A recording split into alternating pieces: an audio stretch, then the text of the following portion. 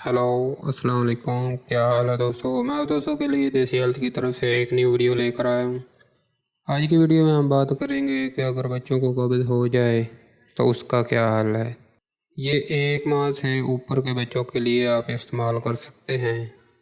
तो चलते हैं वीडियो की तरफ। अगर आपने अभी तक हमारा चैनल सब्सक्राइब नहीं किया तो सबसे पहले हमारे चैनल को सब्सक्राइब कर लें और साथ वाले बेल के आइकन पर भी प्रेस कर दें, ताकि जब भी मैं कोई नई वीडियो अपलोड करूं तो आपको नोटिफिकेशन मिल जाए।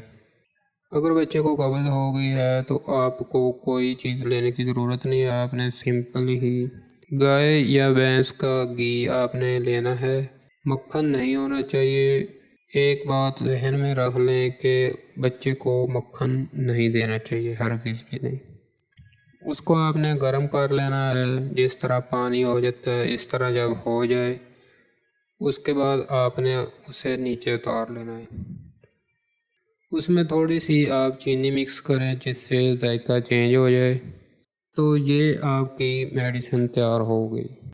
अगर बच्चे ने एक हफ्ते से भी पेचिश ना किया हो तो इसको जब देंगे तो 1 घंटे बाद नहीं तो 2 घंटे बाद फ़ौरन ही पेचिश कर देगा। पेचिश नहीं लगेगा उसको। तो आगे सर्दी का मौसम आ रहा है तो सर्दी में आप उस बच्चे को दे सकते हैं अगर बच्चा हज़म करता हो। ये बात आपने जहन में रखनी है। अगर बच्चा हज़म कर सकता हो तो उसको देते रहें। और कुछ बच्चे हज़म नहीं कर सकते होते हैं तो वो उल्टी वगैरह कर देते हैं, तो उनको ना दें।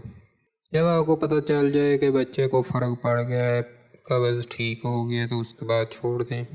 अगर बच्चे को कोई प्रॉब्लम नहीं होती तो फिर आप रूटीन से भी दे सकते हैं। आज की वीडियो में इतना ही। अगर अच्छी लगी है तो लाइक करें, दोस्तों के साथ शेयर करें और हमारे चैनल को सब्सक्राइब करें और अपना बहुत सारा ख्याल रखें। अल्लाह हाफिज़।